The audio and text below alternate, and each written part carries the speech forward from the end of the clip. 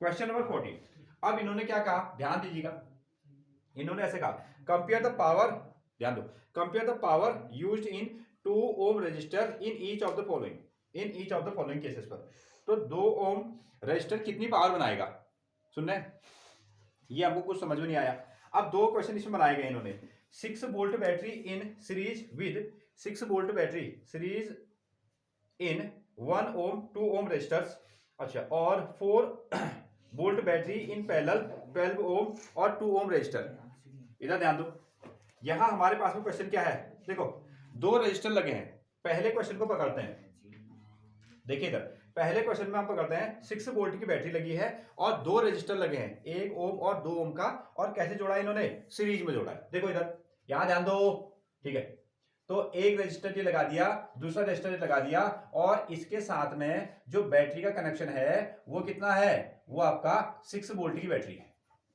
वो यहां को इन्होंने क्या किया, 6 वोल्ट की बैटरी लगा दी, और इसका रेजिस्टेंस हो गया आपका 1 ओम, इसका रेजिस्टेंस कितना हो गया 2 ओम। क्लियर।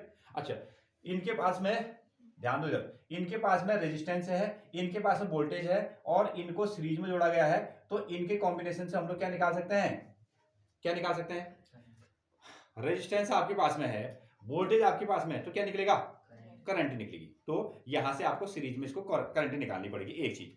फिर इन्होंने क्या कर दिया, रेजिस्टेंस यही रखे, ये तार को ये रखा है, ये तार को ये रखा है, लेकिन इन्होंने क्या कर दिया, इस सिस्टम को अब पैरेलल में जोड़ दिया, इस सिस्टम को इन्होंने क्या किया, पैरेलल में जोड़ा, ऐसा इन्होंने बना दिया, और पैरेलल में बैटरी बदल दी। पैरेलल में इन्होंने बैटरी कितनी लिखी है, 4 वोल्ट की, इन्होंने आपको 4 वोल्ट की बैटरी लग दी, प्लस माइनस, और ये हो गया आपका 1 ओम का रेजिस्टेंस, ये हो गया आपका 2 ओम का रेजिस्टेंस। ऐसा क्लियर है। क्या निकाल सकते हो इसकी हेल्प से, अगेन क्या निकालोगे, फिर से करंट निकाल लोगे, हाँ, तो हम लोग इसको करंट निकालते हैं। तो चलिए इसमें R total is equal to 1 ohm plus कितना 2 ओम, ऐसा हमने निकाला।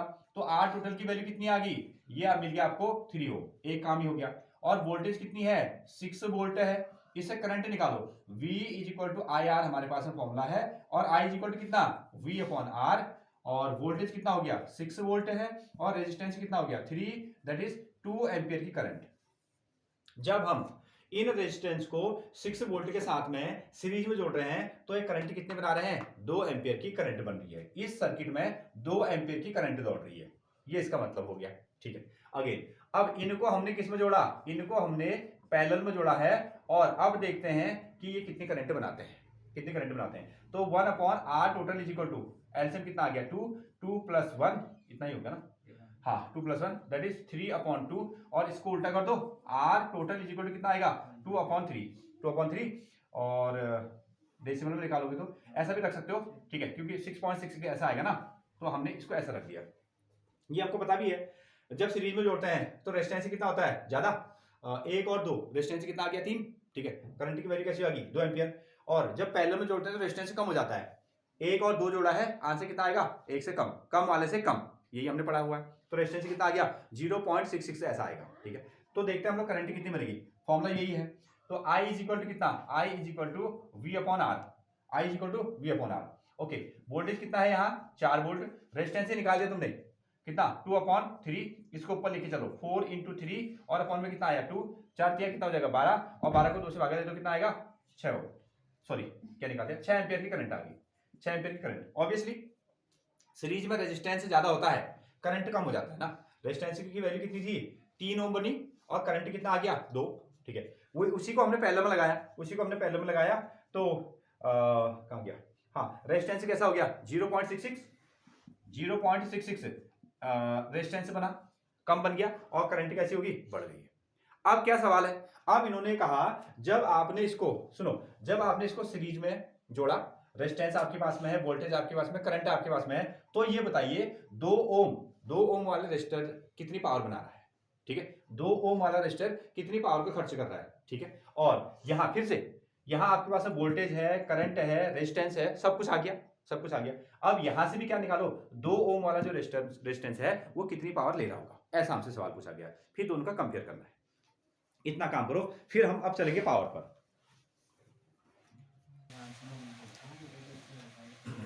तो तो यहां तक की कहानी समझ में आती है?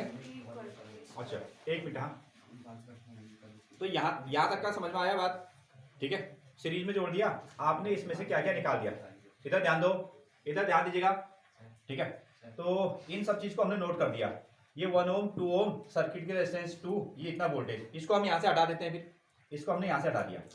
ठीक है, ये कैलकुलेशन हो गया। सर्किट में ये रेजिस्टेंस लगे हुए हैं, इतनी वोल्ट की बैटरी है, और इसमें जो करंट फ्लो हो रही है, जो करंट फ्लो हो रही है वो कितनी है? 6 एम्पियर की। जो करंट होगी वो कितनी होगी? 6 एम्पियर की करंट होगी। क्लियर है यहाँ तक? इसको भी हटा दिया जाए यहाँ से, इसमें कोई नया चीज नहीं था। अब इसमें ये कह रहा है कि 2 ओम रेजिस्टेंस वाला कितनी पावर कंज्यूम कर रहा है, ऐसे लगा रहे हैं तो, यहां जब ऐसे लगा रहे हैं तो कितनी पावर कंज्यूम कर रहा है, ये हमारा क्वेश्चन है, ये हमारा क्वेश्चन है। ओके, अब पहले पावर के फॉर्मूले बताइएगा। पावर के फॉर्मूले, पहला W अपॉन कितना होता है? टाइम, V इंटू आई। अगला कितना? V आई स्क्वायर आर, एक ही हो गया, सॉरी आई स्क्वायर आर एक ही हो गया। दूसरा V स्क्वायर अपॉन आर, ये हो गया आपका V स्क्वायर अपॉन आर। अच्छा, इसमें से वर्क अपॉन टाइम और वी आई वाले में से तो क्या हमारा काम बनेगा?